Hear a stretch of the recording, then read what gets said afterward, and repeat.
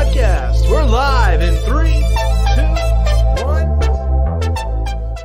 What is up, Midnight Tokers, Afternoon Hailers, and AM Hookah Smokers? This is the AM Hookah Podcast. We are a weekly podcast every Monday, 6:30 Central Time, talking about the world of hookah right here on YouTube and on Twitch. I am the M in the AM, and with me is the guy who spends so much money on hookah products, he can't be tempted to get a haircut. Adrian Hunter, how are you doing?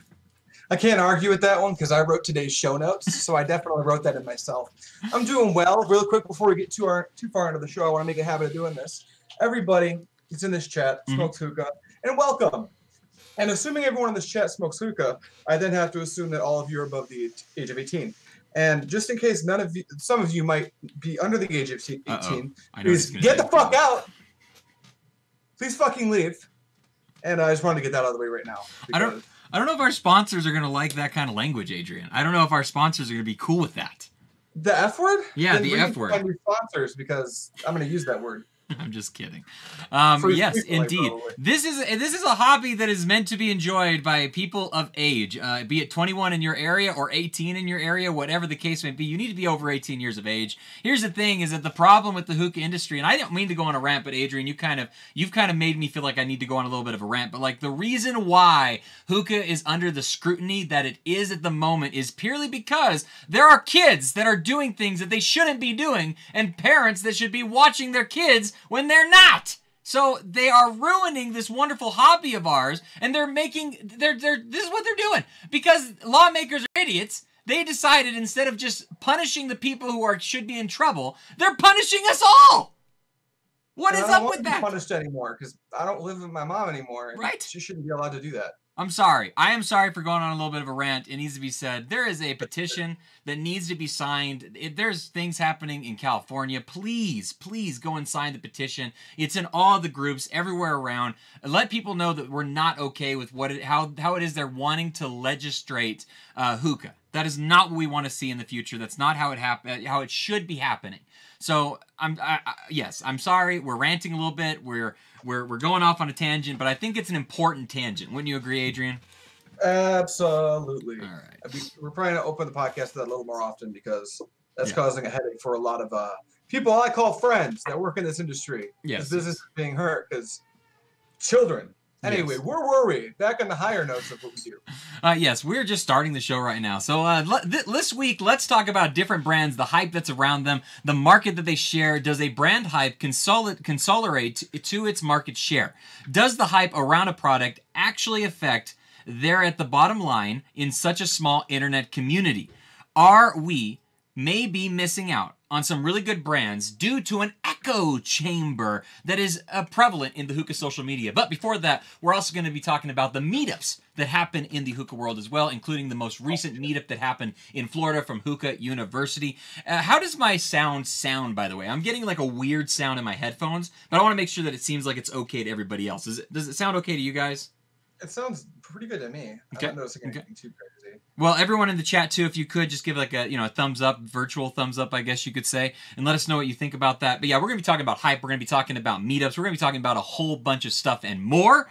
Before we get into all that fun stuff, though, I think we need to stop in and say hello to our producer. That is, if he is alive right now. I'm not 100% sure Bracken made it back from Florida alive, but let's go ahead and see if he is. Bracken, are you there? Bracken, are you alive? Hey, what is up, everybody? Producer Brack Daddy in the house. How's it going? I'm doing good. How are you doing? I'm doing wonderful. Yeah. How was your weekend? It was an amazing weekend. A lot of fun. We'll talk about it later. We will. We will definitely talk about that more. What are you smoking right now, Producer Bracken? I'm smoking a mix. I mixed 2 flavors. This weekend really shook me. Learned a lot. Did some stuff I never did before. Smoking a brand I never smoked before. Ooh. Tonight we're smoking Hooked on Hookah. I was able to snag a few of these samples or a few of the gifts that they provided for the meetup. Mm-hmm. There was some baggies with some leftovers. I took some home. I've got the Hobbit mixed with Mr. Freeze because in my mind, I saw like a small Arnold Schwarzenegger with big, giant, hairy feet running around saying, ring, Ring. Oh boy. Ring instead of chill. Interesting. It's great. It's good. I'm enjoying it. Interesting. So what I was going to ask you, I was going to say something to you before I got off on a tangent a little bit. I apologize. Oh man, I had something to say. I really did, and now I can't remember what it was. Isn't that why you started a podcast though? Is because you had something to say? Matt, we had one day off. And this is you've already devolved this. Thank you. You have completely helped me remember what it was I was going to say. Last week, you and our moderator, our Facebook moderator, Captain Wetbeard, took over the show, Bracken. How dare you take over the show? What made you think you could do that? You know what? I did. You did do that last week. Was the first episode of the AM Hookah Podcast. What was that? I feel like that's a question for you because you're the one who quit. Matt. All right, you quit. Everyone's over 18. Someone made that. Man, yeah, we'll just keep this going. It wasn't an April Fool's joke or anything. No, not at all. Obviously, it wasn't. Not at all. You guys kicked me out. I had to fight my way back in. No, obviously. I'm glad you found the clause in the contract. And, turns out you had all the passwords. And then you changed them all. And, that was fun. All right, so thanks for letting me be the producer still. I want to point out the show that happened last week because I thought it was a real fun episode and I thought it was something that was novel and a great time. It was an April Fool's joke, obviously. I don't want to say it was an April Fool's joke. It was for April Fools. Bracken and Austin came in. They took over the podcast for an episode. I thought it was fantastic. I was traveling. I was in Texas, so I was unable to be on the actual show itself. But I thought you guys did a great job. I had a great time watching it. If anybody hasn't watched it, I think they should go check it out. What are some other social media places that they could go and check out what we have going on, Bracken? Definitely. If you guys are digging the AM Hookah Podcast, it is not just a Monday night thing. We go live on YouTube every Monday, yes. But if you miss it and you have a long commute, you can find us where you find your favorite podcasts, and we will make your commute a lot better. Unfortunately, a side effect of listening to the AM Hookah Podcast as you drive to work in the morning is that you are stuck hankering for a bowl of hookah the entire workday.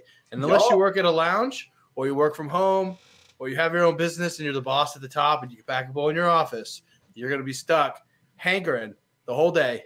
But you know what? That's okay because you can also get AM Hookah Podcast merch that is so swaggerific. Matt's wearing some right now. It's the blue version.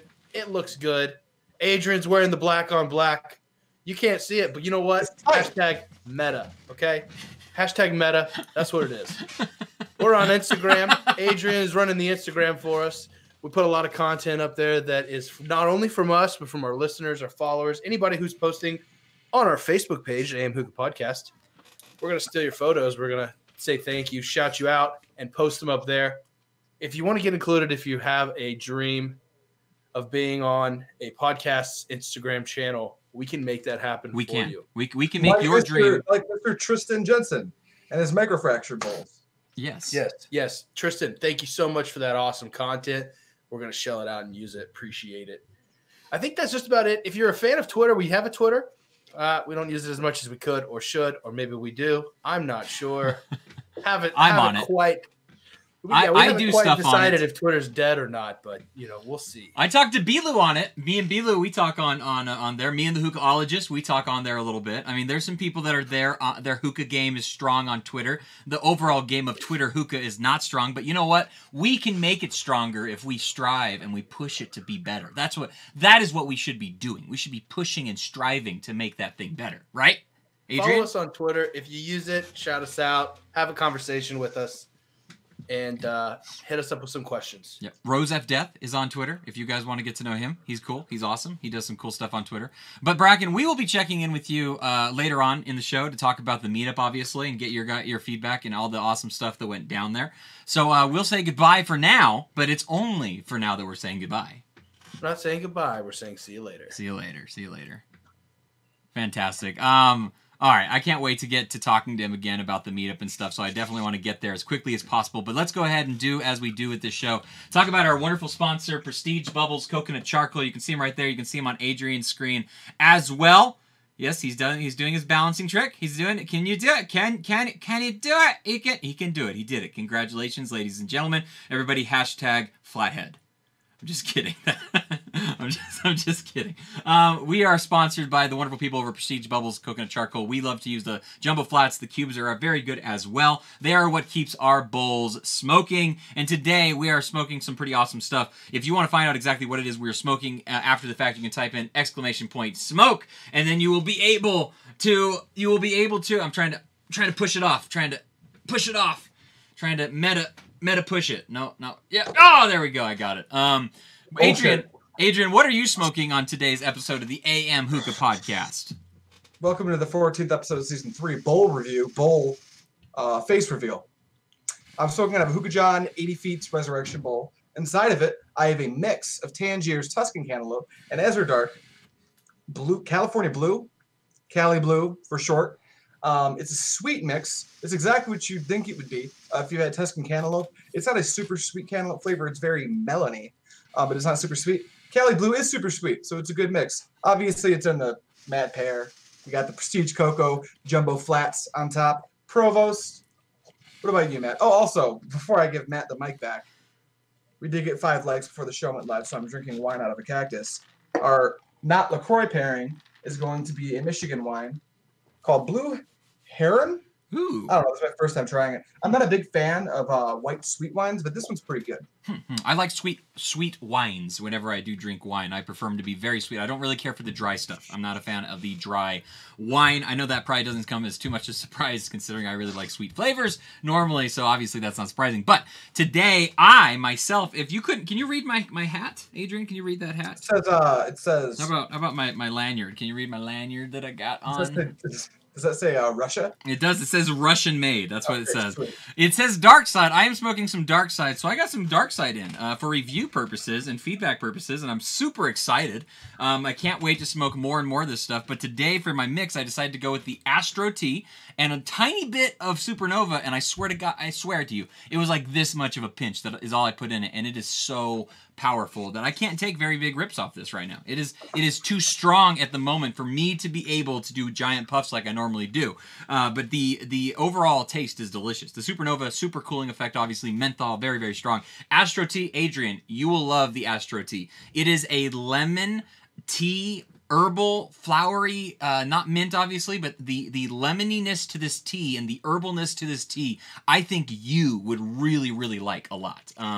It's not like Pine Sol. It's not like candy lemon heads. It is like a really, really nice, like the freshness of a lemon when you start to like grate it up against something. That's what I want. Very good. I think you would Send like the rest of it to me. You don't need it. No, I got. Second of all, what is that bowl? From here, it looks like an Egyptian bowl. What It is. I I'm smoking out of an Egyptian. Matt. I'm doing an Egyptian bowl, and the reason why is if you watch like people smoke Dark Side, what kind of bowl do they usually use when they smoke Dark Side? You know, I'm actually not on Facebook, so I don't know.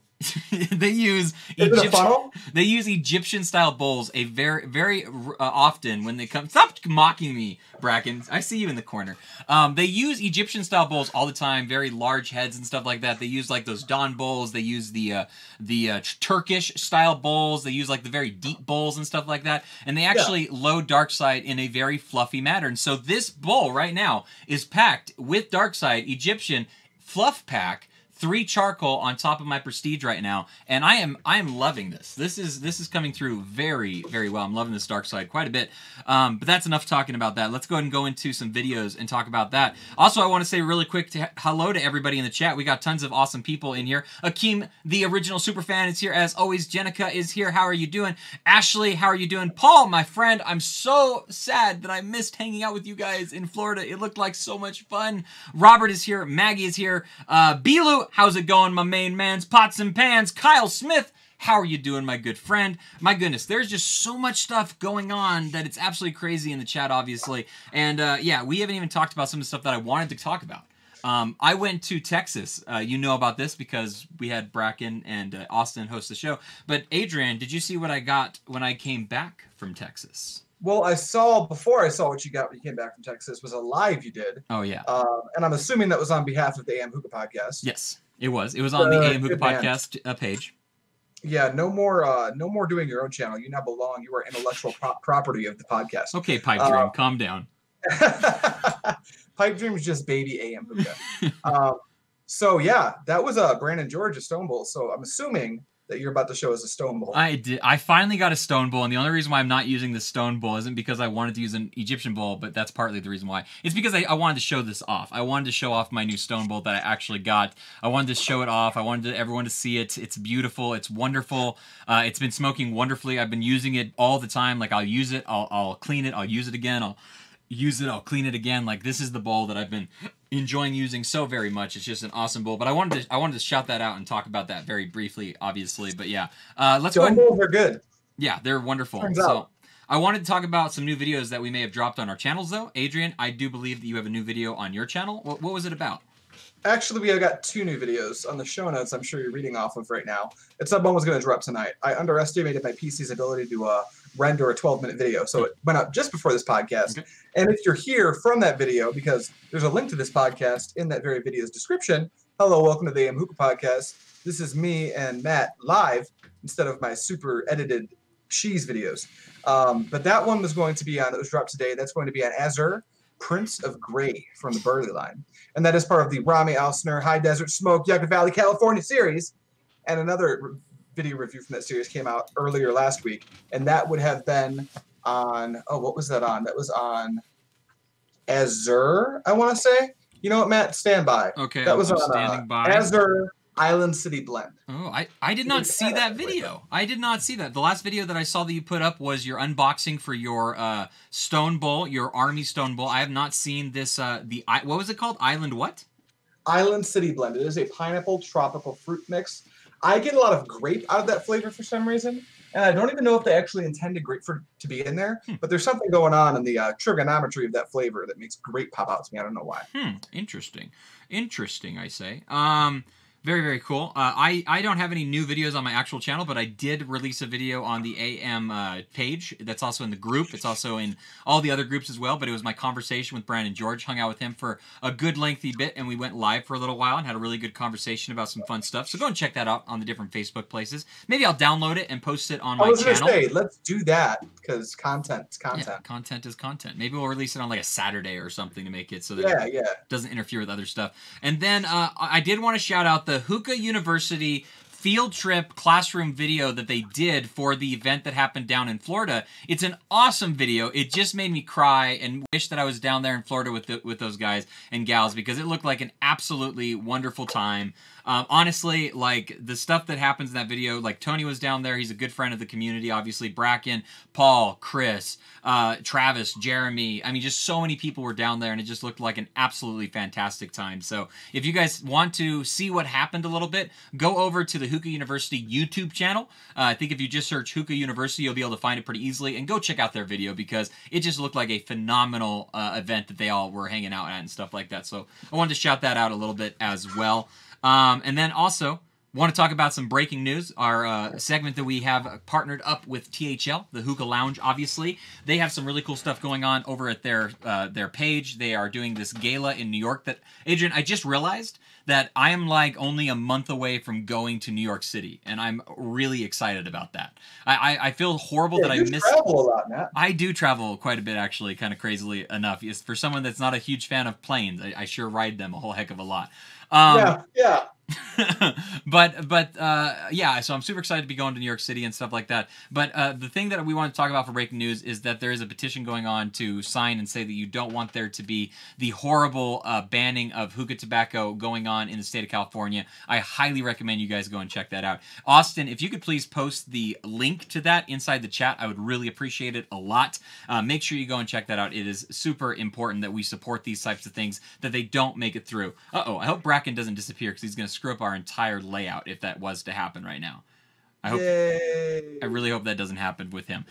He said that he was going through like a storm of some kind down there in Florida, so hopefully it's not too crazy and he makes it out okay. We've lost him completely. We're going to be messing up our segment here in a second. Coming back. Oh, he had a power outage. He had a power outage is what happened. Yeah, I saw that his lights went off. Oh my goodness. Hopefully he makes it back in one piece. I'm going to have to try and leave this here so it doesn't screw anything up. All right, guys. That's a little bit behind the scenes stuff. Sorry about that. Yeah, breaking news, THL. Go and check out THL. They have some really cool stuff. They have a YouTube channel that you should also be watching as well. They have a State of the Smoke on Thursday. They're also doing this new thing. It's called Frank and Tommy Show. It's on Facebook. You can find them at Frank and Tommy. They're on Facebook. You can also find Into Valhalla, which is an every other week show, and then also the Payday Podcast every other week on Wednesdays as well, where Tommy and Eddie talk about all sorts of like current events and stuff like that. Kind of a fun thing that they do. No, everything is messed up right now. I'm going to do something real quick. Just re-queue it up. Give me just a second. We make sense. And while you're doing that, I showed this to Matt before the podcast. You know, this involves a visual aid, so maybe I shouldn't show that off right now because I have to move my webcam. Matt, after this, we were planning to have Bracken come on to talk about the. Oh, look, he's connecting it. It's me. It's just.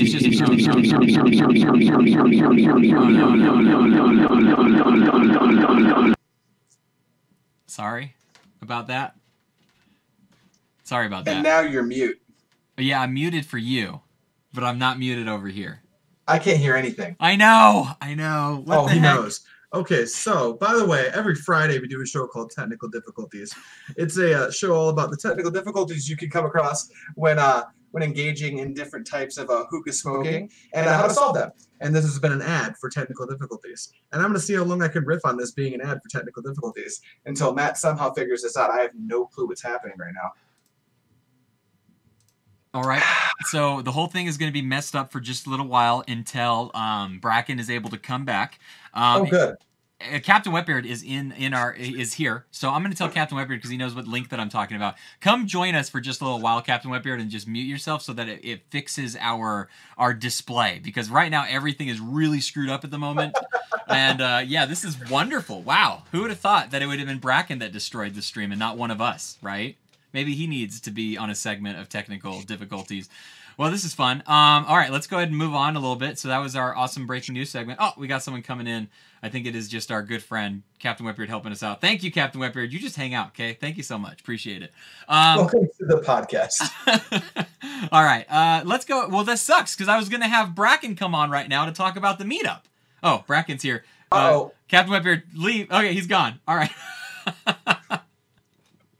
Matt, it's bad. Oh, wow. This is an interesting show today. All right. So, Bracken, you're here. We want you to unmute yourself. We hit the light goal. Oh, we did?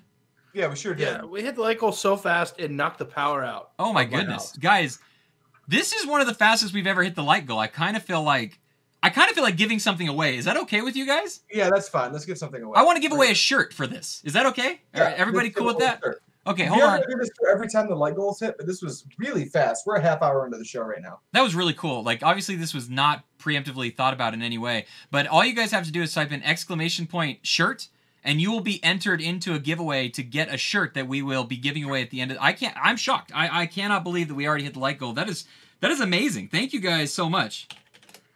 Type in !shirt to be entered into the giveaway to score yourself a shirt by the end of this episode. Wow, that was super cool. You've thrown me off now. Bracken, you're on the screen. You're live with us right now. People can see you. I hope you're not naked. And I wanted to talk to you a little bit about the meetup that you went and hung out with over at Florida. I'm going to let you talk for just a minute. Could you give us kind of the cliff notes of what it is that happened over the weekend? Certainly. Hookah University, if you're not a part of the group, it's a group. It's on Facebook. You can join if you'd like. Had a Hookah University spring break meetup in Pompano Beach, South Florida, in a beautiful, ginormous home with a pool. It was on a channel that was connected to the ocean. There were, like, across the way, the neighbors, I guess. One of them had a 2-story yacht, and the other one had a 3-story yacht with like 50-foot fishing poles on it. And I mean, they just looked like they were badass. So it was really awesome. It was a fun event. A lot of people kind of got together beforehand, had a little fun time, drank a little bit, smoked a lot of bit, talked a lot of bit. Saturday evening, we had a tasting event sponsored by Sir Bentley Azure, Zumerit, Superior. Wow. Who else am I missing? Those are all the names that I could think of off the top of my head as well, actually.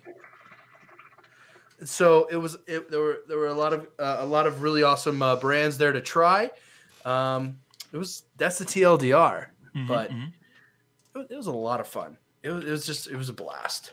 Now, I heard that you made some amazing. Did you make a brisket? Is that what you made? You smoked? You had barbecue? Am I not supposed to tell anybody about this part? I'm sure as you know, and we're talking about hookah. I smoke bowls of hookah. You know, I got the bowl packing down. I know how to smoke hookah, but what a lot of people don't know is I also know how to smoke barbecue, and so I brought my smoker down, and I made some pulled pork and some brisket, and cooked it for a little over 15 hours, and it was a lot of fun. That is super cool. Adrian, do you have any questions that you want to ask Bracken about the meetup or anything? Questions about the meetup. I've hung out with these guys in Chicago before, so I know how crazy it can get. Do you remember all of it is my first question. Of course. You do? I do. Does everyone else remember all of it? I don't know. Don't be so PC, Bracken. We're trying to get the juicy details out of you. I can handle my liquor, so it takes a lot to get me to a point where I'm like, I don't remember. So I've never actually gotten to that point before. Oh, a challenge, I see. I was toasted for sure. Tight. A lot of fun, dancing, good bowls, and it was really fun because there's like a lot of brands I've never tried before. So like, drunk me walks up to the table. You've got all these different brands. I grabbed some Zumerit. I'm like, what is this? I don't know. I smell it. It smells good. I take the dark peach. I mix it with their sweet mint. And it smokes so well. I think I got like 3 hours out of it. Oh, wow. Oh, wow. Seriously? Yeah. Was the dark, is it dark peach? Is that what it was? Was it a dark leaf? Mm-hmm. It was. It was the Zumeric. They have 3 colors of bags: a yellow, blue, and black. Black is their dark line. Very similar to a Black Lava-esque type, except for me, it was good. Okay. So that kind of distinguishes that from my past experiences with Black Lava. I know people have had good experiences with that brand, so it's neither here nor there.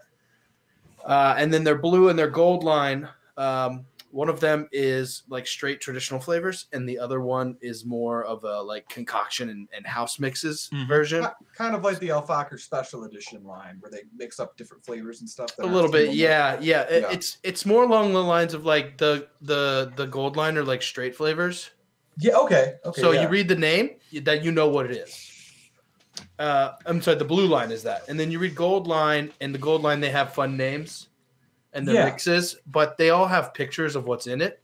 So it's pretty easy to tell kind of what you're about to get into, which for me is a really big, that's like a big pet peeve of mine. Like if you give your name like some crazy riddle of a name and the picture is like a question mark. I'm like, yo, what am I about to smoke? You know? Yeah. What am I about to get into? So that is fun, and you can always find like lists online. But it was nice. I really enjoyed it, and there was another brand there. I'm gonna name drop. I don't know if I should or not, but it's a brand based out of Orlando, which is where I'm from. And so I show up, and I'm like, what? What is this? It's called Eternal Smoke. And they're coming to the market this year. Okay. So keep your eyes on the podcast. I'm going to try and make that connection happen. We're going to try and get them on the show. They had some really fun flavors. That's all I'm going to say. We're going to like tantalize and tease just a little bit, but we're not going to take any clothes off. So, well, in the spirit of taking clothes off, I've just been requested to ask you about either Travis or Jeremy, whoever's running Hookah Uni right now.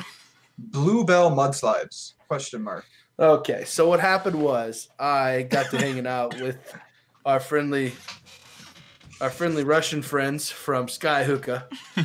Oh, Dimitri and Gregory. Yeah. They wanted to drink some vodka.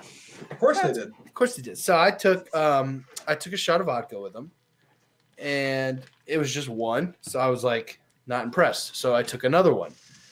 And they were like, cool. He took 2 shots. And then Jeremy turns the corner and hands me a red Solo cup full of a Bluebell mudslide, which unbeknownst to me was like a chocolate milkshake from heaven.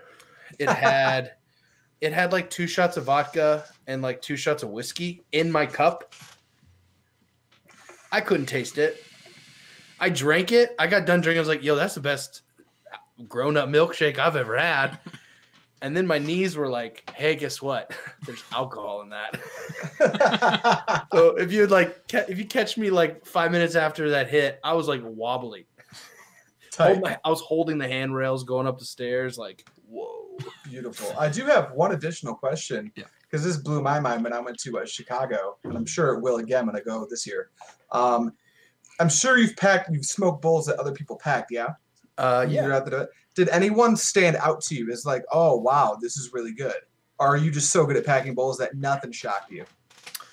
Well, I enjoy my bowls that I pack. And so for me, it's like I just kind of set the standard of, is it smokable? And those are my levels. Is it smokable? Is it a great bowl or is it a bad bowl? Most of the reason why I don't go to lounges is because most of the time it doesn't quite hit my is it smokable standard. I will say every bowl that I smoked at the event was above my is it smokable standard. Everybody there knew what they were doing, even though it was brands that a lot of us weren't familiar with. I think a lot of these modern shisha brands are coming out with product that is very versatile. You can fluff it, you can semi it, you can, if you pack it in there a little too tight, it might be a little harsh, but like it's still flavorful, which is I'm a big fan of that. You can kind of tailor how you want the tobacco to perform, however you'd like, by packing it in a certain way. So we were just throwing it in there. Shout out to Hookah John. And it all worked really well. Tony from Canada packs a good bowl. Jeremy packs a good bowl. Let's see, who else did I pack? I already knew Paul could pack.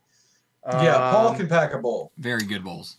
I don't want to leave anybody out, so I'm going to stop naming there. I think everybody did a really good job of packing a bowl. It was pretty nice. There were some people there that weren't really into hookah. They just kind of found their way there through a friend or they were invited. So they were enjoying it with us, and it was really cool to kind of see people experience hookah from a non-gas station perspective. Yeah. And for someone to like sit down by a pool of people who could like talk to you for an hour about tobacco or about like the way a hookah is made or like why this certain hose is a good hose.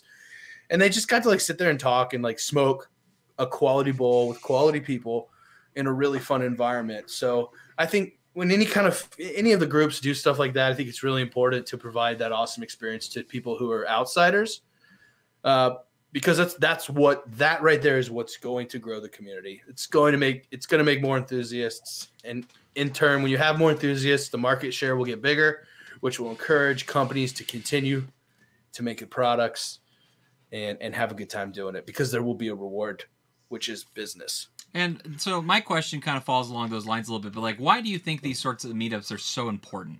I know you kind of said that it's important to be able to sit down with other people that are enthusiasts like you are and stuff like that. But like, you've been to a couple of these meetups, you've been to a couple of these outs and stuff like that. Like, what is it about these meetups that are just so important to what it is that we do as a community? I think in your question is your answer, right? The key word that I think you said there was our community, and I don't think you can have a community without relationships. Oh, excuse you. You know, through the internet, we've been blessed to be able to have like Google Hangouts and Meets and the Appear In, and you know, getting to like FaceTime and virtually hang out with people in packed bowls. But when you're able to sit around and you're able to share a drink, you're able to share a story, you know, when you're able to sit down and get sunburnt with somebody while smoking hookah, when you're able to get drunk, take a shot, go smoke a bowl with the same person at the same time, you're really building that relationship. And I think that kind of fundamentally is what hookah is all about for me. A lot of us, you know, we do smoke hookah at home. Most of the time we're smoking alone. But, you know, a lot of times you see people reaching out. They want to be a part of a group of people. They want to be connected. They want to feel like they're a part of a community. And I think that there's nothing better than to have a community of people around you while you're enjoying hookah, because I think that's why the hookah was invented, right? You just sit there and smoke with your friends and talk about whatever. Talk about life. Don't talk about life. Be quiet. Talk. It doesn't matter. Like I think it's just like it's a social event, and it really kind of solidifies that, and it's a lot of fun. It really is. That's awesome.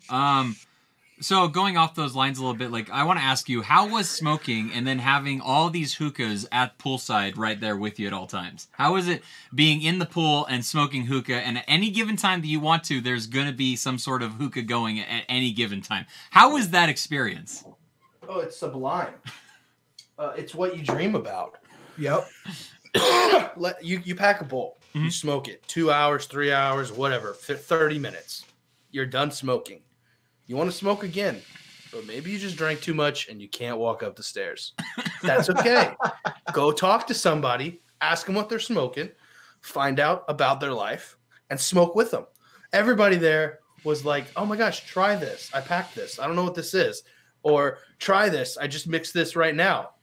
Or, hey, come try this dark side. Okay. It was really good time to just kind of be able to plop down next to anybody and say, hey, I'm Bracken. Who are you? And then be like, oh, I'm so-and-so. And then like an hour later, you're like, let's be friends. There's something special about that. What did you think about the dark side that you were able to try down there?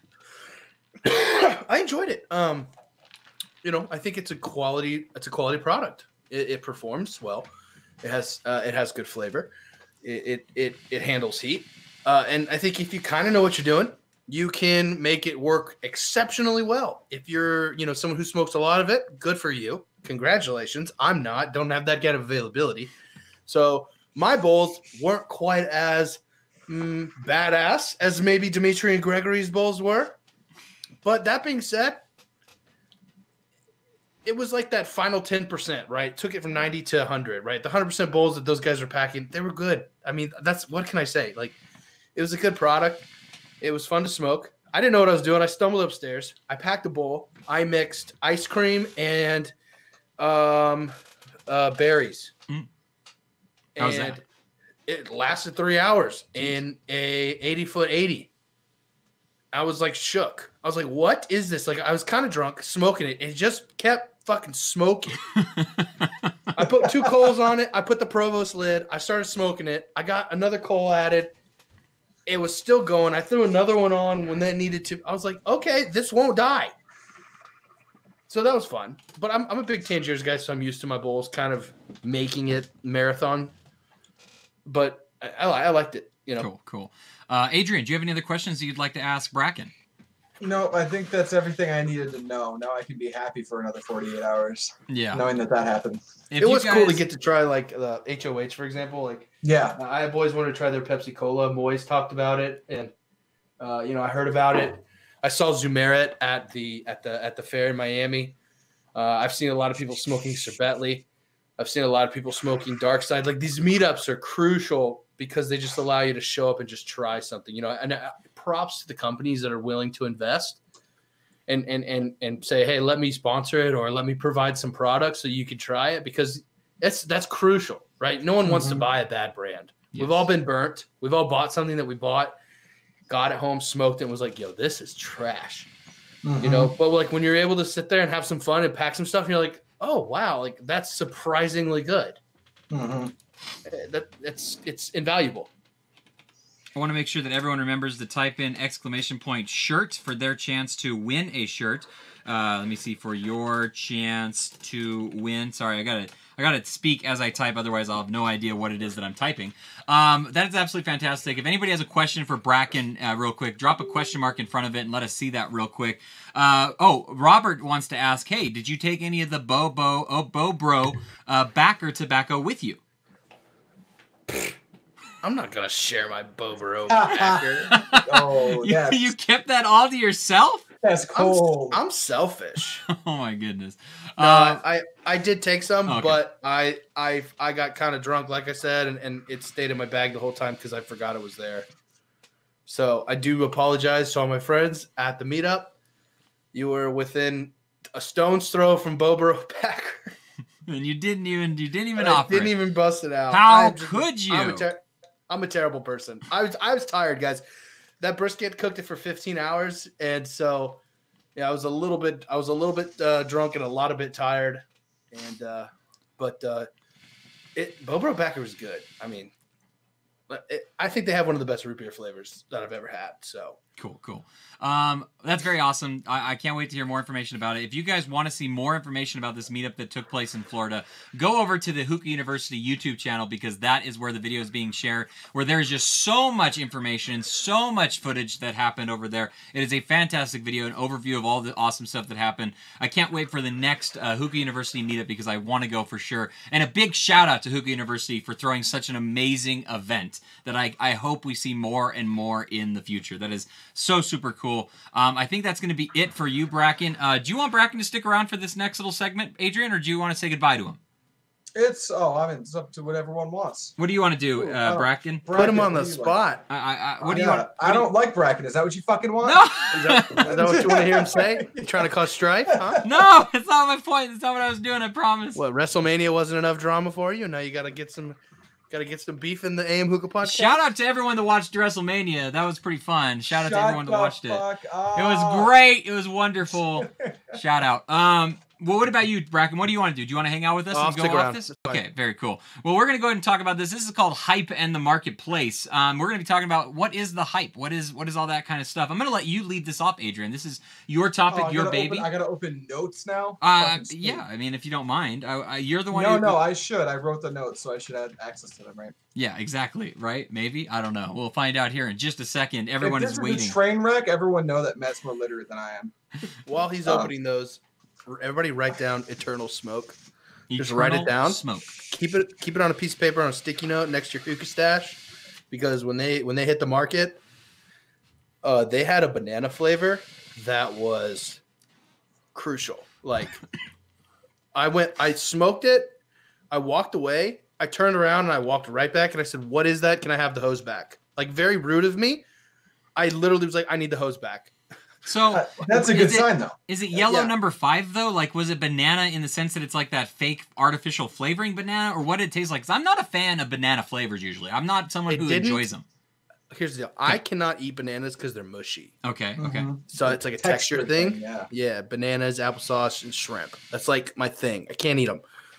It had all of the good qualities of like a banana's runts without all of the bad things that you don't like about it. So it was like a banana Laffy Taffy-esque type of flavor. I'm not a fan of banana Laffy Taffy. No. But I like this banana flavor. They also had a milk and cookies flavor. I want to try that. Yes, you do. I do. You don't even need to try it. You can buy it. The minute it's available, buy it. Matt, here's the deal. If you buy it and you don't like it, text me. I will PayPal you however much you paid for it in money to ship it to me, and I'll just buy it off your hands right there. That's how good it is. I can't wait to try it. That sounds super exciting. I want milk and cookies. I want Oreo. I want those very creamy type flavors and stuff. So that sounds absolutely fantastic in my opinion. Very, very cool stuff. All right, so I'll let you go ahead and take over, Adrian. Let's hear about this topic of yours.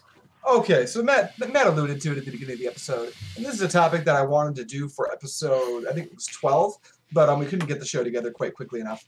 What I wanted to go over is hype versus market share, and is there a correlation?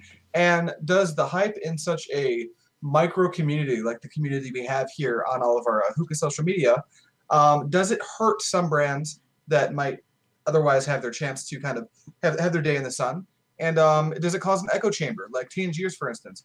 We all smoke Tangiers. We all say Tangiers is good. If you're a new smoker, you come into the community, you hear Tangiers is good, Tangiers is good. How many of those people that are saying that were new smokers and heard that when they came into the community? It creates kind of an echo chamber type situation. And I'm not here to say that that's a bad thing, and I'm not here to say that that's what's happening. But I thought between me, Matt, and if Bracken wants to chime in at any point, that'd be a really good conversation to have, just to kind of explore every little nook and cranny of that topic. What do you think, Matt? I like that. I think that's great. I think we should go into it. I think that very often we do get into an echo chamber, and I do think that sometimes it can be a bad thing, and I do think that hype does rule the marketplace a little bit. And I don't think that the hype is a bad thing in the marketplace, kind of what you're alluding to a little bit. Like Darkside, for instance, has a lot of hype underneath it, I think. For a lot of good reasons, though. I think they make some very unique and interesting flavors that are key to them alone. You know, the things about Tangiers that everybody really likes about them are their flavors that stand out and say this is a Tangier's flavor, such as like cane mint and cashmere and foreplay on the peach and stuff like that. Like those are flavors you can't get from anywhere else. So the hype goes directly to Tangier's, because if those flavors are good, then hey, other flavors must be good as well. What do you think about that, Bracken? Are you on the same place of thought where it comes to maybe these flavors are good and the hype that they're getting is well deserved? Yeah, like you said, hype is something that's going to be in every market, not just the hookah market. Absolutely. I think hype is attributed to a successful social media campaign, to influencing the correct aspects. You know, you get people who have loud voices, and you get your product to them, and if your product is good, they'll talk about it. I think Tangier's does have that hype. People say it's good because it is good. Arguably, nowadays, people argue that there is room for someone to come through and disrupt that Tangier's hype, because there was a brief moment when Tangier's did have a few hiccups, right? Everybody knows it. If you've gotten a batch, it happens. It happened in the past couple of years when they were transitioning from just being in California to being in California and Arizona to now just being in Arizona. Whenever that happened, it happened in that moment of time. Now that there's other brands to come in, and I think that hype that they carry, hype will carry you into, loyal customers, but also hype will carry you into new market, right? If your brand doesn't have hype, you're never going to get people to try it. Absolutely. So you have to have hype. So, I know someone mentioned Hookah Heroes and how did Hookah Heroes prove that hype was bad. And yeah, I mean, Hookah Heroes, yes, they did a bad thing, but for a while there, they did a good thing. Yeah. They had a lot of good hype. Yeah, they had a lot of good hype at one time. Yeah, for sure. I think that we see this happen even with brands that are good in general. Things like Trifecta, for instance. Trifecta, I think, owns a lot of hype. Anytime you hear about a new Trifecta flavor, the entire Facebook community goes crazy for that kind of stuff. 48 hours of obsession. And it's not a bad thing, I don't think, because I'm a Tangier's fanboy. But I guess my opinion and perspective isn't so much the point of this topic, right? But yeah, I can see where generating that type of hype is kind of the main way to generate sales. Like in that way, hype does equal market share. But here's the first question that I thought would be interesting to briefly explore, because I think it's pretty self-explanatory, but at the same point, I think it's nice to put stuff into words sometimes. And this is not necessarily a micro industry, but right now the social media of hookah is micro compared to a lot of other big communities and groups, right? So what causes hype in this type of market? Like what sparks that typically? Matt, I'm gonna pass that question on to you. What causes hype in the marketplace? I think two things cause the biggest amount of hype. One, new products of any kind. It doesn't matter if the product is good or bad in the beginning. It just matters that it is a new product of some kind, be it coal, be it tobacco, be it a hookah, be it anything there is. Whenever there is a brand new product of any kind, be it from a known brand or a brand new brand, there's always going to be hype associated with it. If it's a bad brand and they come out with a new flavor, people are going to associate that this is probably going to be just as bad, or maybe it's going to be a good flavor. If it is from a good brand, then it's going to immediately be thought of as being a great flavor. I think those sorts of things really kind of dictate where the hype is going to go for the most part. When it comes to where the hype comes from, it definitely comes from influencers. It definitely comes from the good social media, as Bracken was saying as well. All those things are definitely play a very key role in all this overall. I think that hype mainly comes from new products or new business ventures of some kind, be it handles, be it tobacco products, be it charcoal, be it hookahs themselves, but new products, I think, is what causes the hype in the market. What do you think about that? I completely agree. That's almost verbatim what I would say if I was asked that question, specifically focusing on new products. And it's like that everywhere. It's not even just our little... I use the word micro community because if you compare us to like gaming or any of those other like overarching genres of online communities, we're very small right now, right? So a lot of that can be, it can become an exponential kind of an effect when something gets hyped up because there's so few eyeballs compared to how many there normally are, especially in the United States-based social media specifically in hookah. So it kind of blows up really fast when there's a little bit of hype going around. But yeah, no, I completely agree with you. And I just kind of wanted to hear you say that, I guess. Because I think the same exact thing. But before divulging, Bracken, are we? We froze up a little bit. I don't know what's going on. I lost everybody for a brief second. Like it's generated in such a small community like this. I mean, you kind of hit the nail on the head, right? The hookah community is a small market. It's a niche market just because it is tobacco, and there are conflicting opinions on tobacco use and all that. You know, it is something that in some communities it's kind of a taboo, right? You shouldn't smoke, right? You know, it's something you're not allowed to do until you're of age. Mm-hmm. It's something that's relatively new to the American market. It's relatively new to the Russian market, to the Brazilian market. Pretty much everywhere outside of the Middle East, hookah is relatively new. Yes, Starbuzz has been around for 20 how many years now? 20 years or something, putting out right. I mean, they kind of started that modern trend of modernizing flavors and giving things funny names like Blue Mist and Pirates Cove. Like, they gave it fun and trendy and catchy names. You still see those kinds of trends happening, but I don't know how you would answer how often is hype surrounding certain products deserved. Okay, yeah. I think the real answer is, like, if a brand is able to generate any kind of hype around a product that they create, then they deserve it. Because yes, there are a few times where hype is accidental. It wasn't intended, and maybe you can attribute that to the communities, whether that be your smoke shop community or your lounge that you smoke at, or if you're on Facebook, if you're in a Facebook group, or if you're on Reddit, wherever you are hubbed, wherever you're centralized, and wherever you get your information from, that community is kind of going to dictate the hype that you see. So it all really kind of depends on where you are and where you're absorbing your information from. Mm-hmm. But if I had to say yes or no, yes, I think anytime a brand can generate hype, I'll give them credit and say they deserved it. Because that is the game we play, right? Mm-hmm. As somebody who has a product, I create pack mats. Like, I want to figure out ways to generate hype. I want my brand to have a hype around it, right? So I provide cool things to people who have platforms or they have a voice, because I want people to get their eyes on it. I want to get their opinions on it. I want to make it better because I want that hype, because the hype is what you need, to ignite. Is hype important in this industry? I don't know. I feel like hype is a word that can have a good and bad connotation. Actually, before I don't mean to cut you off, but someone, I think it was Travis Green, said hype or publicity? Is that what he said? But that was a good point, because hype is hype or publicity. And I think that's a very important distinction, just because hype have a negative connotation attached to it. Yeah, that's what I'm saying. You see nowadays, like, people using the word hype as a negative term, like, oh, that brand just has hype, right? And you've really just seen that in, like, maybe the past 4 or 5 months, how, kind of communities dictating what this term kind of means, and we either accept it or not, but regardless, people are using it in a negative sense. Yeah, absolutely. I think that is not necessarily an unfair thing. There are brands that purely have hype. They have a good marketing campaign. Yeah. They are good at publicity.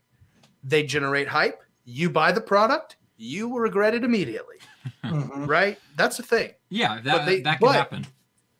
And as a consumer, it's hard to sit back and say, oh, they got you. But they did. Somebody who was intelligent enough to generate the hype did a good job and earned their paycheck because you bought it. So now you could also look at it a different way and be like, oh, that's like Darkside has hype, right? Because everybody wants it. It's really hard to get. It's becoming easier to get because so many people are trying to get it. People are going to find ways to get it into the States because there's money to be made. Call it what you want. Everything that we buy, that's their livelihood. That's how they put food on their table, or maybe that's just how they buy new pipes. But it is fun to see the hype behind it. I don't necessarily prescribe to the word hype being negative. Mm-hmm. Yeah. But I can see where people use it as that. Like, I can read it in a sentence or in a context and say, oh, that person's using it in a negative sense.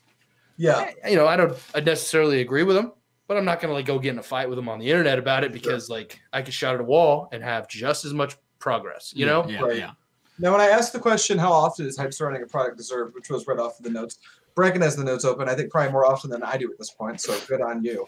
But Another way that I meant that question is like Hookah Heroes is a really good example, where a lot of hype was actually built around that company. And then it turned out it wasn't necessarily deserved in that the person that was the center of the hype turned out to be we don't need to get too far into it, but I'm just going to use the word scumbag. He definitely did not make honorable business decisions. Right. And I guess that's where that question was coming from, because I think it's fair to say that, like, some of the time, like you were saying, I think you worded it really well, where someone does a really good job, or the community does a really good job of hyping up a specific product. Mm-hmm. You buy it, and you got. So you don't know what you don't know until you realize that you didn't know it. Yeah. Right. And we all didn't know that was going to happen, and it did. Yeah. I think that hype can go both ways too. Like, it can be a positive force, obviously, in many ways. I think that one way that hype is a good thing / bad thing, both of them at the exact same time, is something like the Mason Bowls, right? Like, Mason Bowls have always had this very high amount of hype to them, but the product itself is also very good. I mean, Adrian, you've enjoyed your Mason Bowl, am I correct? I spent the entire first season of the AM Hookah Podcast making fun of Mason Bowls. Here's my Midnight Opal. Gorgeous. Just to tell you how much I like it, it's sitting next to my Relics Bowl that I bought from Kyle Smith's own hands, my Relics ring, my Stone Army Bowl, and my Stone Pit Bowl. So exactly. I like it. It's a very good bowl, and the hype, in a lot of ways, is well-deserved. Like, people want these bowls because they perform well, and they really do perform very well. It's annoying that the hype around it also creates like a limited stock amount that anybody is able to purchase, and that's a frustration in many ways, obviously. But it is something that is, more or less deserving of the hype. I completely agree. Right? Yeah. Exactly. Whether you agree with whatever happens at Mason Products, how he handles that, if you agree with it or not, I think it's fair to take a step back and have like a really kind of like unbiased perspective from the whole situation, where you say, like, Nino is doing things social media wise, and he is marketing his product in a way to where the hype is not an accident. Mm-hmm. Right? He has branded his products in a light where it is probably exactly where he wants it to be. Yeah, I agree with that. We've talked about that before, and a lot of people are excited about it, right? It's a hype that is like sustained because so many people still are trying to get a hold of something, and some people get upset. Some people get upset and they can't get one. And you know what? Yeah, that sucks, but life sucks. So get over it and just keep trying if you really want one, or, find a way to make it happen. But at the end of the day, I think, you got to give, like Nino specifically, you got to give him credit. He's branded it. He's made new bowls. He's made new hoses. He's trying to make, he's making merch. He's making bases. He's really trying to kind of create his own little empire, and you can, hate the game, don't hate the player. Exactly. Right. I think absolutely. No, I completely agree with that. And yeah, Mason, the hype he gets is probably deserved, considering it's like self-generating hype. People get it and then hype it up because it's so good. Like, I don't know. I've never owned a Mason product. So as someone who like jokingly bashed it, but was also not a fan of Nino's business practice, and then got his hands on one, that's my perspective. Yeah. Like, obviously, you don't know till you know, and you don't know you didn't know till you realize you didn't know, like Bracken said. But it's all true. Like, I'm a fan. That said, I use the word echo chamber a lot, and I think it comes up quite a bit because I think there's a pretty strong echo chamber in all communities, this one included. Hype in our community, can the hype in our community cause an echo chamber? Meaning, are you more likely to say you enjoyed a brand because your friends say that they enjoy it? And that is a segue, I think, segues pretty good off of you bought a product because of hype, you got it, and you realized, oh shit, it's not that good. Do you ever find yourself being more forgiving of a product when you buy it if everyone in your community says this is really good? And maybe you get it, you try it out, maybe it's not so good. Oh man, that ever pop up? It's popped up for me, which is why I say that. That is a really good question. I think that it's easy to have that subliminal kind of thought in the back of your head, like not even purposefully trying to like help with the hype in some way. But I know, like, for instance, I'm trying to think of a flavor off like the top of my head. Oh, lemon cake, I think is a good one for me from Sherbetli, because I know a lot of people that like lemon cake from Sherbetli, right? And the first time I tried it, I was like, I don't really like this. I don't really dig this. This is not for me. So I kept on smoking it. And I was like, I guess I can see why people might like it and stuff like that. But like, I definitely was more forgiving in the sense that I wanted to give it more chances than I think I normally would would other flavors because I knew so many people actually liked it and stuff. And in this case, and in this case and other cases, I think that the hype changes from being hype to being a personal preference. And I think that that's an important thing. If somebody's hyping something that isn't good, that's wrong. They should not be doing that. If somebody is hyping something because they themselves like it, that's just life. Like, that's just how life works. Like, people like different things. So it's okay to enjoy something somebody else doesn't like, but it should never... Go ahead. I'm sorry. What do you think about the idea that there could be a chain reaction kind of, where everyone is like 40% a little more forgiving because they're, your peers enjoy a flavor. So you become a little more forgiving, maybe a little more lenient, recommend it yourself. And now you've got a bunch of people say smoking on something, and I'm not going to give out any examples because I think we have a very good market here. Yeah. This is mostly theoretical conversation, right? Yeah. Like the thumbnail for this is trifecta with a Supreme tag on it. Yeah. I'm not trying to say trifecta is all hype. It's a very good. That was great. That was great. But does that make sense? Yeah. I hope that it makes some amount of sense. I think that's Supreme is the hype beast brand. Yeah. Right. I think Peppermint Shake is actually suffering from that in a certain way. Like, I think a lot of people like Peppermint Shake. I'm not saying that people only like it because other people like it or anything like that, but I do think that it definitely geared some people to want to go and get this brand of tobacco, and then they realize, like, man, I don't know if I really like this. Like, there's a couple, Derek Moses, for instance, I believe he's still in the chat. He was not a fan of the Peppermint Shake, but he got it because so many people said that it was such a good flavor. So I think it definitely happens from time to time that we have a overarching amount of hype that will cause a market swing, if you will, to go in a certain direction. I think that is completely possible and does happen quite regularly, in my opinion. What do you think about that, Bracken? Have you ever noticed yourself getting something because of the hype? Have you ever noticed yourself seeing people recommend things because of the hype? Oh, definitely. You definitely see people in, mass exodus population recommend something. For me personally, I buy all of my tobacco, my coals in bulk. So I save up, I buy a large quantity, and I smoke it all while I'm saving up for my next large purchase. So because of that, basically, I've kind of insulated myself from falling victim, if that's the correct way to say it, to hyped products that maybe necessarily don't deserve all of the recognition that they're receiving. But I definitely find myself being a little bit more cautious towards brands and flavors and products that are just getting blown up across the board. So if I see something like that happening, and this is advice that maybe everybody out there could take and listen to. If you see a bunch of people saying, for example, Peppermint Shake, go buy it right now. That statement in of itself is very absolute. There's no room for opinion. I was one of those people too. Like, my review literally says this is a great flavor. You should go buy this. Like, I did that. So when I hear that, it's like, okay, do I trust the person saying it? That's the first thing I'll ask. And then it's like, do I have the same palate as the person saying it?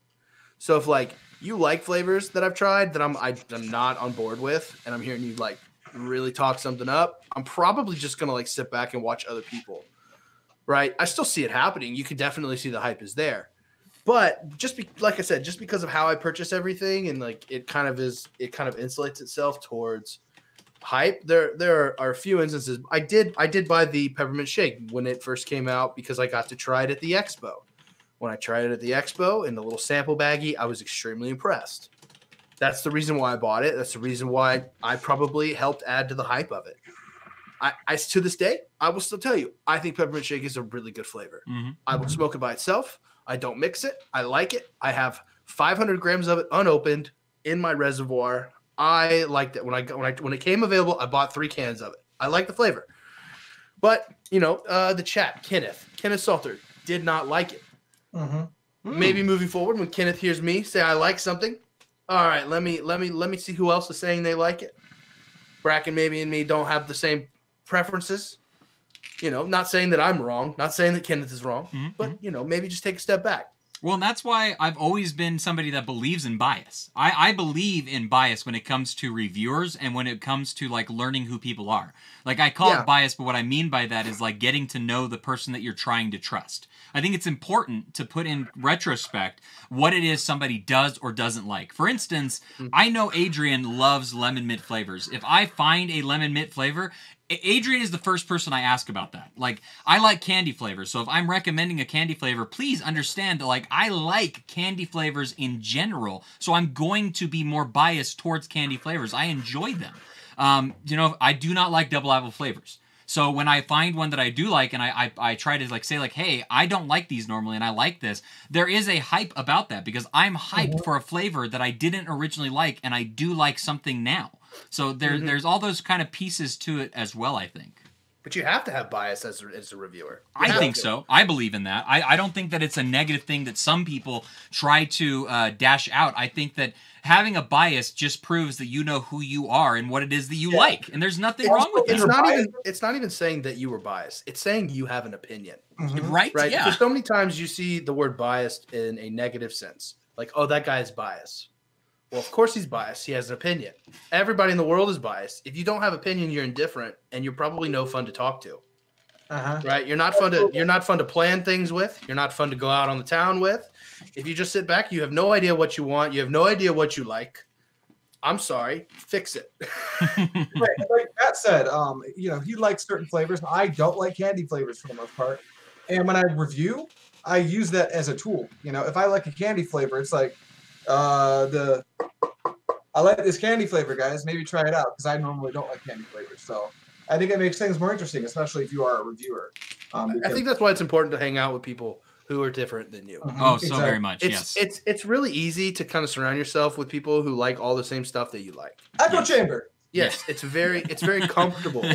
It's human nature to be surrounded by people who are like-minded, right? Yeah, yeah.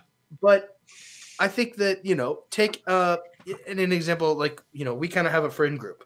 And I think that our friend group is pretty well diversified because, just look right here on the screen. You have people who like candy flavors. You have people who don't like candy flavors. And you have people like me who are like, some of them are good. Yeah. It's important to have that. It's important to find people in the community who think differently from you and go and listen to what they're saying. Even if you don't agree with them, go and listen to what they're saying, right? Because they're going to provide something different from what you're used to. And that's one of the beautiful things about having an online community. On a Facebook group, you have 2,000 people in most of these groups. That's a lot of people. It's a lot of opinions, and it definitely should be a lot of opinions, right? Like Wayne just said, but here's the thing though. One person's taste differs from people so much, so a full review a full review to do a breakdown on a flavor profile is key. I completely agree. But you should be able to say, like, hey, this flavor profile is this thing, and then you should be able to take away that this person may or may not like that sort of flavor profile. And you shouldn't take every negative review as a purely negative review. You should also take a negative review as, hey, this person is not a fan of this sort of thing. Therefore, you shouldn't. You kind of see where I'm going with this? Like, a negative review doesn't have to be a negative review. It just needs to be an indication that somebody is not a fan of something, which could also be negative hype as well. Yeah, absolutely. Okay, so just for the sake of trying to get through most of this before we wrap up tonight, I have a question that maybe you have a good answer for, and is there a chance that we miss out on like really good brands because they fail at generating a good amount of hype, and maybe get drowned out in the sea of publicity that is our market? I would like to show something that maybe some people haven't heard of. Maybe the people who have don't like it. Something that I've been turned on to quite a bit. I don't know how to pronounce it, so I'm going to call it ROR. Ooh, okay. This brand right here. Roar. Roar Tobacco. Phonetics. Duo Maloney. It's 2 melons. It's like a cantaloupe watermelon flavor by a brand that was at a local shop. I picked it up on a whim. Like, I'm going to try something new today. And I really liked it. And I don't think I've seen a single person talk about it. And I noticed that, like, hey, if people were talking about this, I probably tried it earlier. So how often do you think that happens? Like something just goes so far under the radar because it doesn't get enough hype generated or enough publicity generated around that said brand. I think HOH is actually a really good case study when it comes to that. I think Hooked on Hookah is a really good case of that because They make very good flavors. They have a very good market share, and they have a decent reach in the communities and stuff like that. But they don't seem to be breaking that next level, at least from what it seems like to me. They are a good brand, and they do have some good stuff, but for some reason they're not able to break that ceiling quite yet. Like, it is still a very, very heavy ceiling, and they're trying to break through it. They're doing what they can. They're giving appearances. They're showing themselves off and stuff like that. But I think that the hype that we don't let generate from them, right? We don't let the hype generate from them. We let the hype generate from things like Trifecta and Darkside and Tangiers and Ugly, even to a lesser extent. Like, these brands get that automatic hype value that they already are kind of like in the place of getting. So a new brand such as Hooked on Hookah, which is not a like loud brand, right? Like, they're not loud like so many other things, like a Starbuzz, for instance. So like, they fall under the radar ever so slightly, and it causes people to not get them quite as often. You know, they do what they can when it comes to promoting and maybe doing promotions and sales and stuff like that. Zumerit, I think, is kind of another good case study for something like that. But I think it definitely happens, and I think that it does hurt us as a community sometimes to not want to branch out. I'll be the first one to say it. Like, there was a good 3 years that all I did was smoke the same 4 flavors from Tangiers, and that's all I ever did. That's all I ordered. That's all I was interested in. I never wanted to look anywhere else because, to me, I was scared to spend my hard-earned dollar on something that I may not like, and I already knew that I liked Tangiers, so that is what I wanted to spend my money on. I think it's a hard question to ask, right? Because we're only, and this may hurt toes, this may hurt feelings, but if it does, DM me and we can get over it together. But we're just the enthusiasts community. We are the subset of the people in the world who smoke hookah, right? Not a small number. There are tons of people out there who own a hookah. Now, we might not consider it to be a quality brand hookah. We might scoff at the idea of smoking out of it because, we are a little bit elitist. We want to smoke brands and pipes that are quality made, that are from Russia or from handmade in the United States, or, this kind of like Chinese thing that no one wants to buy a China-made pipe, when really being China-made doesn't make it bad, but being poorly made in China does. So we are a small community within an arguably small community. So it's hard for us to kind of see what's getting recognition in I don't want to say in the real world, in the outside expanse, right? We there are definitely people here who own shops. There are people who own lounges, people who, can see this in a real time, and they could give you a much more enlightened answer. But like, for me, I don't run a hookah shop, right? I don't sell tobacco to the people in my community. I don't know what the world is trying. So maybe Roar is out there and they're making good money because they try it and it looks good. I think it's hard. You talk about Hooked on Hookah. They've been around, right? It's not like a brand new brand. Yeah, they've been around for a long time. Their social media presence is new. So to the enthusiast community, arguably, they are a kind of newer brand. A lot of people don't even know about them because it's like, oh, I heard someone talking about it. And maybe it's just because Shady's doing his thing. He's got a lounge. He's making it. He's custom making flavors. Like, you can go and like create your own mix. No one's doing that, right? You can go and create your flavor profile, and he'll make it, send it to you just how you like it. That's relatively new. I think we give them more time. We can see if they'll start to generate their own hype. I think it's kind of like the stone rolling slowly down the hill. Eventually, we'll either see it stop or we'll see it gain momentum. And I just think it takes a little bit of time, because they haven't been present in the online communities as much as Trifecta has, as much as Ugly has. They did not, put a lot of money into a online branding campaign, I think maybe they didn't have it. Maybe they didn't see it as a need. I don't know. Doesn't matter. But I would agree with you. Hooked on Hookah, I'm smoking it right now. It's really good. Yeah. I enjoy it. It's very different. It's not like my Alpha Comma. It's not like my Tangiers. It's not like my Trifecta. There are stems in it. It is a little bit leafier. But like, is that a bad thing? Kenneth just said, and I wanted to point this out, he said, but hype is good too because a lot of old stuff that I'd never try and people talk about it, so we try it. Like I hated Alfacher Rose, but then people kept talking about Winter Rose, and buddy, it's so nice. It even comes down to just pure flavor profiles on their own, not just brands, not just mixes, not just certain aspects of it, but also flavors of their own. Rose was something I never liked. I was not a big fan of Rose, but Static Starlight, I love Static Starlight, and it is literally Rose with grape from Tangiers. Also Ultraviolet, which is this beautiful rose and citrus flavor. There's other floral notes that I do like that I wouldn't try if I was to only stay into that small circle of being like, well, I don't like rose, so I'm not going to try anything that has rose in it. Absolutely. Oh, that was actually a really good comment, because I also hate Alpaca Rose. I liked it when I first tried it because I was like, this is different. Then I realized it was soapy, and I've had rose flavors recommended by the community that have been good. Mm-hmm. And I do like floral flavors, so I thought it was weird that I didn't like AF Rose. So one quick thing, Matt. I did have a question for you towards the end of this. Okay. But you answered it with Hooked on Hookah. My question was do you smoke any lesser known brands that might deserve some exposure? That would be that one. I agree. It's interesting. I haven't actually had Hooked on Hookah, but this is also a very leafy, stemmy brand, raw tobacco, and it smokes a lot like it smokes like if Fumari was a little bit more heat tolerant, I guess would be the best way to put it for anyone who's wondering about raw tobacco. One of the last questions I kind of had that maybe we can explore a little bit is, and this is kind of a theory crafting, hypothetical type of a question, but does the hype around a brand, specifically in our micro enthusiast community, meaningfully affect the bottom line of said brand? Ask that question one more time. I don't think I understood it completely. Basically, to sum it up, does the hype around a given brand affect their bottom line being their total profit margin? Does it meaningfully affect that? Yeah, we're going to have to speculate on this one. Yeah, none of us have access to the books. So this is a hypothetical, theoretical theory crafting question. I thought it'd be fun to talk about.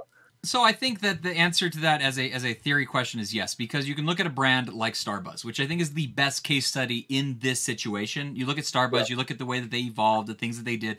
They got out of just making tobacco and they made hookahs. Then they started to make different lines of tobacco with the vintage line, with the serpent line. In the very beginning, they didn't have the black label that they started to do later on and stuff like that. Like, they've always been evolving. A good indication that a brand is doing well is that they're evolving in some way. It doesn't have to be only creating new products. It can also be just creating better formulas and doing a better job with the product that they already have.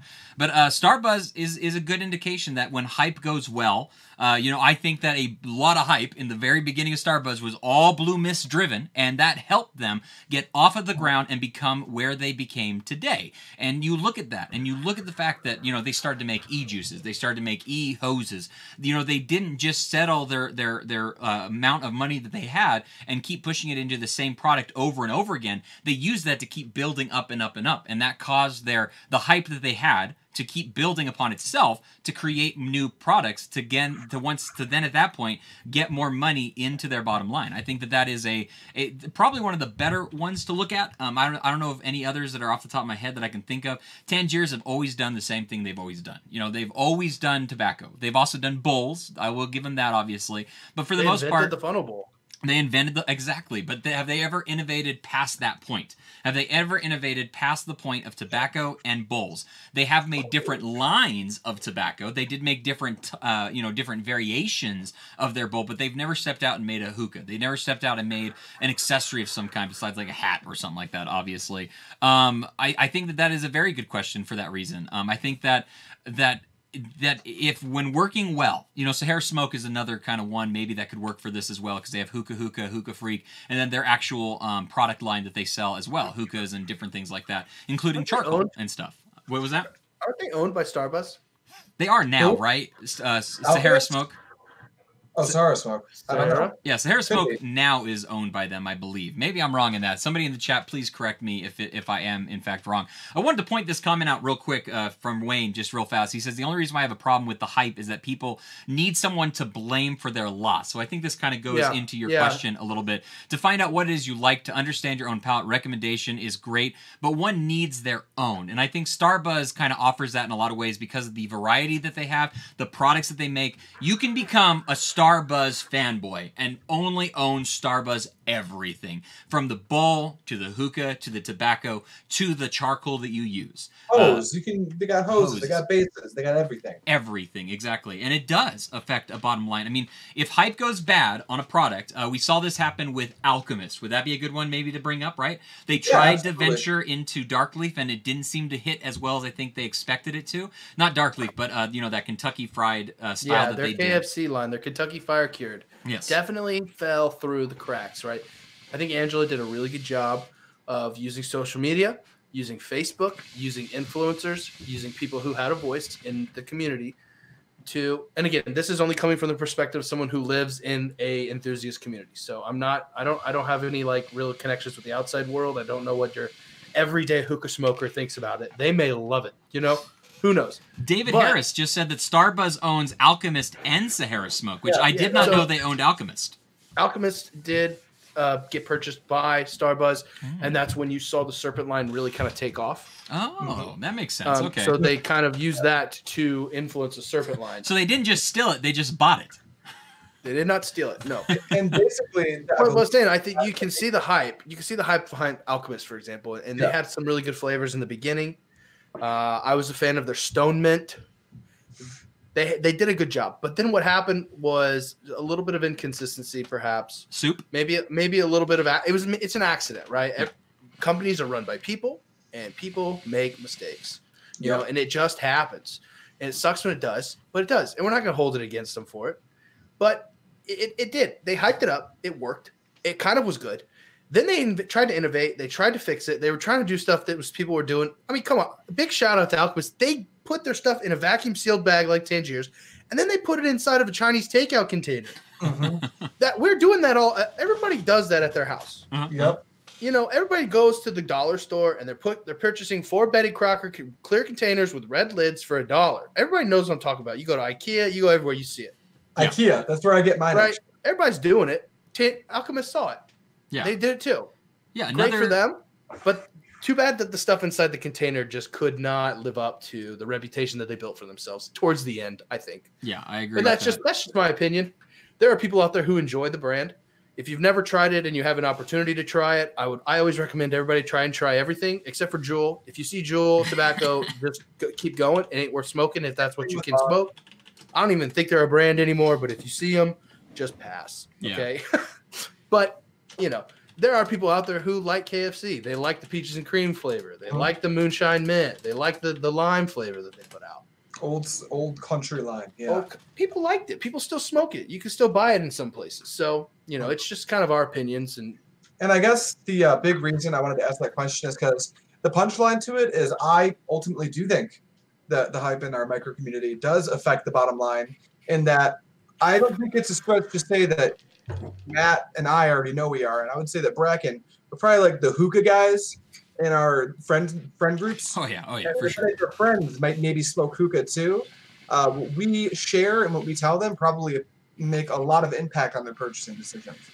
So it has kind of a ripple effect. And yeah, I just wanted to touch on that a little bit. And real quick, Kyle Smith, if you're still in the chat, shout out. I want to show you something before we wrap this podcast up. I do have one more little question that I thought was interesting. Yeah, for sure. Do you think it means anything when hype is super flash in the pan, very short-lived, comes and goes like that? I think that it definitely says something. I think it's hard to know for sure if the hype is flash in the pan because a product is or isn't good. But like, for instance, one of the brands that was brought to my mind in this conversation was the new Nirvana brand, right? Not new in the sense that they haven't existed, but new because they're kind of doing a new push, right? They're doing a new social media push. They're pushing really hard. They're trying to let people know they exist. They're trying to say, like, this is a brand that we have.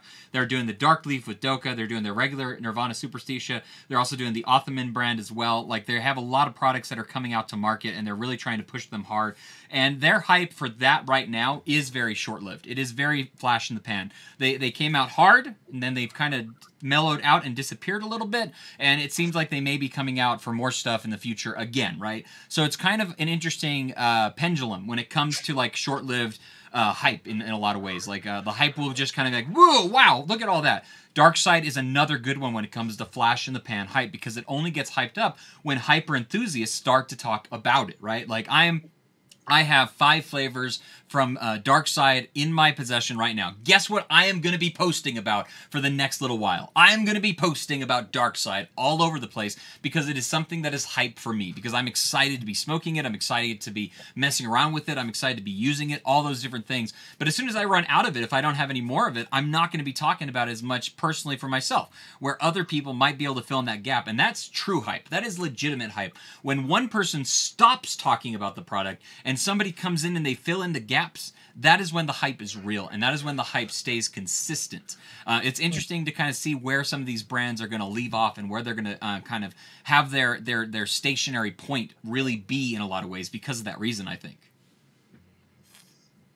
What do you guys think?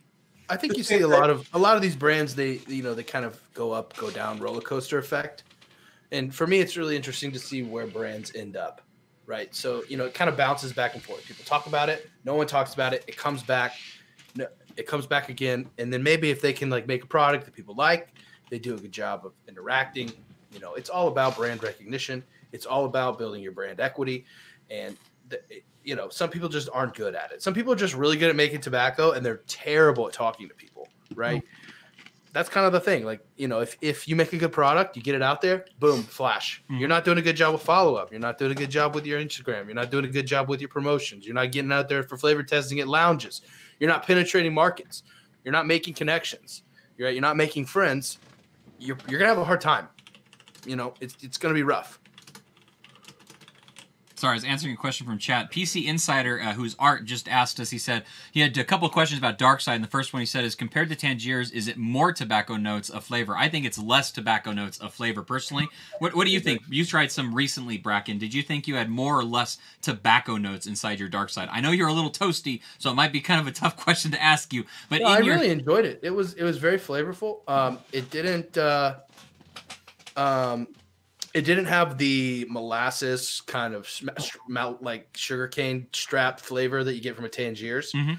I think that's part of the reason. That's one flavor note that I really enjoy about Tangiers. It's the flavor plus the little bit of the brown Tangiers note. It's a little bit of dark molasses, a little bit of dark. It's like a sweet, earthy tobacco note.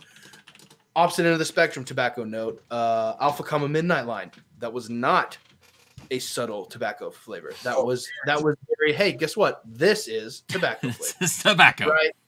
Opposite end of the spectrum. I don't think that Dark Side had either one. I think it was more similar to from my 1.5 bowls. It was a little bit about maybe trifecta dark. Yeah. So it performs like a dark leaf. It has a kick like a dark leaf, but it doesn't necessarily have the Tangiers Alpha Comma dark tobacco notes that you would get from some dark leaves. I agree. And that's interesting because, that's the best way I would describe the flavor profile of Dark Side is flavor saturation. Whatever flavor you're smoking, it's a very saturated. It coats your mouth. It's really good. Yes. I don't get any, I smoked that for 2 hours straight on 4 separate occasions over the weekend in Chicago. Not once did I really taste any tobacco notes. I agree completely. If you have another question, Art, PC Insider, please let us know what that is as well. If you guys didn't know, PC Insider has a YouTube channel as well where he plays PC games. He does long-form gaming. So if you like watching somebody play, 8 hours, 6 hours of a video game and stuff, go and check out his channel. He just did Metro a little bit. He did, what was that other one you did, Art? Far Cry 5 or 6, I believe you were playing at one time. Assassin's Creed at one time. Yeah, if you guys are interested in someone that smokes hookah and plays video games, go and check him out. On his channel, PC Gamer, as well. I think that this is kind of coming to a bit of a close. At least it feels that way. If you guys have a question, drop a question mark and ask your question. It's 7 o'clock. It's our quote-unquote ending time. So I think I'm about ready to give away the shirt. We hit 40 likes on this video. You give away the shirt. Okay. Kyle Smith didn't call it in chat. He might be gone, but I do want to show something off. Okay. Really quick while you're doing that. So you start the shirt giveaway. Okay, so this is your very last chance, very last chance to type in or exclamation shirt. Type in exclamation shirt, SHIRT, for your chance to win a shirt from us. Type it in right now. This is your last chance to type that in and to become part of the giveaway. It is a raffle. You're just entering into the raffle. We have a ton of awesome people that have entered into this. If you win it, I'm super excited for you. I can't wait to give away this shirt. We have the ability for someone to purchase a shirt, though. Isn't that true, Bracken? That if they just want to go, if they don't win, they can go buy one? Yeah, so go to Teespring. Find the AM Hookah Podcast store. We have socks, pillows, T-shirts. Where's your socks? Where's your socks? My socks are not on my feet because they're right here. There it is. Right. There's the socks that we always talk about. Do what you do. Do what you do when no one can see you. Do what you do when no one can see you. Yeah. You can wear the socks like that if you want to. Also, if you want to be cool like Derek Moses, you can get a coffee mug. Yes. Yeah, and I got the Derek Moses coffee mug as well, and it's super cool. It changes colors. It's fantastic. What do you guys think of an AM Hookah Podcast Bird Box Challenge? Ooh, I like that idea. Absolutely. You got to wear the socks? Keep your eyes open. All right, guys. No pun intended. Type that in for your chance to win a shirt from us. We have a lot of cool stuff over at our merch place. In fact, I don't know. If you do not do this by the end of tomorrow, Adrian, I'm going to do it for us. I'm going to make the AM corn shirt a reality on the Teespring merch store. Graphic we got from Travis Leader? Yes, that's what I'm going to use. Yeah, either you do it, I can do it if you want, or even I'm fine with the merch that the boys made, the B and the A from the AAMB Hookah Podcast. I love the merch that they made too. Yeah, so, we will. Oh, no, I just dropped my hose. Quick, I did see Kyle Smith in the chat. Rachel Ann Hudson, Aloha Coconut's her handle on here. You'll see her in here sometimes. She's been making art of bowls for me, and this is not painted yet. This is just the drawing, but this is going to be a relics ring. Woo! Yeah, woo! It's just a sketch. I get to decide what they're going to be, so it's supposed to be super surreal and I don't know, wispy looking. But Kyle, when that's done, I'll keep you guys updated on how it's going to look. But I think it looks pretty cool. Where's your bowl that you have hanging on your wall? Go grab that and show that off real quick. I know a lot of people that have been watching the show for a long time. They know what this looks like, obviously, but go and check that out real quick because it's super cool. That's really awesome. That's really awesome painting to see. Maybe more people will have to indulge in something like that. So I just got notified from our good friend. Oh, from you, Bracken. Yeah, why don't you go ahead and say it? I thought it was Austin, but it's actually you. So why don't you go ahead and make this announcement real quick? Well, there are a bunch of announcements, right? A couple announcements for THL. They're doing a giveaway. They're giving away some of their what are those? They're new bowls. I forget the name. Magma bowls. Magma bowls. Mm-hmm. Go check those. Go check them out. They need you to post their setup or something. So make sure you hit that. Hashtag THL Life. Hashtag Elevated Hookah on Instagram. They just started a new show, the Frank and Tommy Show. Mm-hmm. If you don't know what it is, go check that out. I'm not going to tell you because you need to go look it up. Just go watch it. Boy and girls. And last, our other friends from Hookah University, they're having an announcement tonight. They asked me to, if you are a Hookah University tier, to check out the page sometime tonight. They're making a big announcement, and they just wanted you guys to know about it. I will be over there after the show. I can't tell you what the announcement is. University. There is an announcement. That's cool. There's going to be a big announcement over on Hookah University on the Facebook page. Go and check that out. This is so cool. Adrian, we need to have Rachel make some sort of something that we can throw up on the merch store. What about a blanket or a throw or a pillow with those designs on it? Yeah, I'll talk to her about that. That'd be cool. That'd be super cool. I'm glad you like it. It's just that she likes painting. She paints our minifigures and stuff for her nerdy shit. I like sharing that because I get excited about stuff like that. Okay, so I'm closing the giveaway. Who wins the shirt? Huh? Who wins the shirt? Yeah. I just closed the giveaway. The giveaway is now closed as of right now. There are no more entries to be able to be entered into the giveaway for the shirt. We're going to go ahead and give this away. It's just a raffle, so it just randomly gets picked out and stuff like that. Lots of people entered to win this shirt. Obviously, you're going to have your choice of which shirt you want out of a selection that we have for you to make. You can even get the corn shirt. I'm telling you right now, you will be able to purchase the corn shirt. AM Corn, let's circle back to corn shirt. Oh, man, it's so fantastic. I wish I had it queued up right now so I could, show it off at the moment. Can I do that real quick? Hold on, just one second. Let me pull this shirt design up real While quick. Matt's doing that, we'll give another shout out to our awesome sponsors over at Prestige Bubbles. They have 2 varieties of charcoal. They're jumbo flats and they're cubes. Matt and Adrian use them religiously. Every time you see the boys smoking on a show, they're using the coal. So if you have any doubts about longevity, here's what you do. You go back, watch a couple of our past episodes, give us some more views, share it. Put your timer on, watch the whole thing, check it out. real life evidence on how they work. Big thanks to those guys over there. Also, if you're interested in partnering with the AM Hookah Podcast, if you have a brand or a product or you want to get some exposure, please send us an email. You can, or a DM. We'd love to talk to you. We have the merch store, Teespring. We plug it all the time. I'm sure Adrian later is going to plug where you can find him. Matt's going to plug where you can find him. But if you want to know where you can find both of them, as well as all the cool AM smokers, midnight tokers, and afternoon inhalers, we have a Facebook page. Nice. Go join the Facebook page. Come be a part of that community. Hopefully, we're working to develop that into a auxiliary output. So if we are going to be talking about something on the show, maybe we're going to have some references that you can go and check back to the Facebook page. If you're listening to this in audio form, you don't get to see it shown live on the video. Check us out on the Facebook. Join it. Say hello. Meet some cool people. And share your opinions. Let's put some hype in the time feed. Let's see what kind of hype we can generate. I like that. Let's get all hyped just for the AM Hookah group. We should do something inside there. Maybe a giveaway to generate some hype if you guys know what I'm talking about. Free stuff. Hype. Okay, so these are the two designs that we have. They're on the screen right now. AM Hookah. Let's circle back to corn. They're I love these. I think these look fantastic. These were made by our good friend over Travis at Hookah University. I'm going to put these on a shirt. They are going to be available for people to be able to pick up as well. I think they're awesome. I'm super satisfied by how these turned out. So if you win a shirt, you could definitely pick one of these designs right here and get your own AM Corn hookah shirt yourself, obviously. So okay, so very, very cool stuff. Let me turn these off real quick. All right, let's give away this shirt. Let's give away this shirt right now. Adrian, can you give me a drum roll, please? Wait, let's have everybody at home do the drum roll. Ooh, I like if you're that. watching on your phone or at your desk or on the couch, grab a pillow, grab the armrest.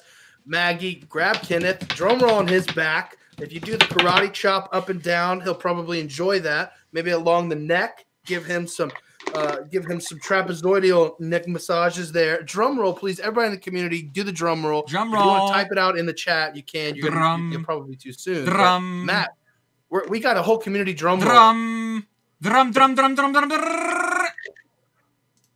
And the winner is Rose F. Death. Congratulations, Rose F. Death. You are the winner of an AM Hookah shirt. I will be getting in contact with you to be able to give away that shirt to you. Thank you guys so much. We had 41 likes on this episode. We never even talked about liking the show. So you guys are so fantastic and helpful. And you guys are just, you're the all-stars. You guys are awesome. Show, but it was before the show started. So. Yeah, well, I mean, that was 5. If we got 5 likes before the show started, I would drink wine out of a cactus.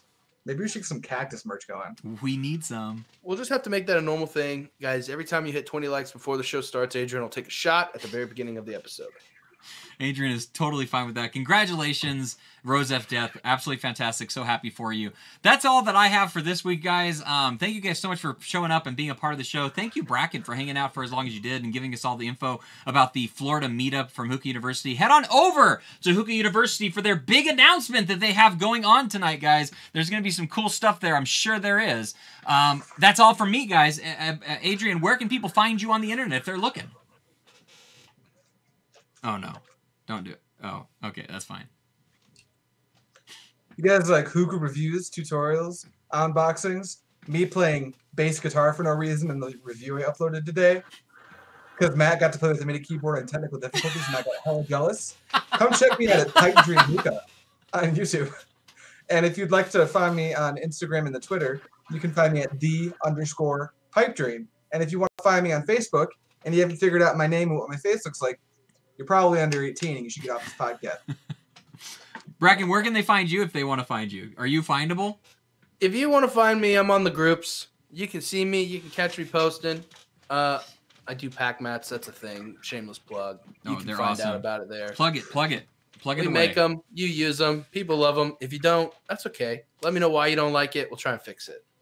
Very awesome. You can find me on YouTube as well, Matt Dezen. I do stuff on the internet every once in a while. You find me on the groups and all that kind of stuff as well. Thank you guys so much for tuning in, watching the show. We are a 3-show show that we have here. Monday, the main podcast. Wednesday, Gamecast. Friday, technical difficulties. I will be on the Gamecast this Wednesday. Adrian will be on technical difficulties this Friday. Thank you guys so much for watching. We will catch you later. And until next time, what do you say, Adrian? Happy smoking.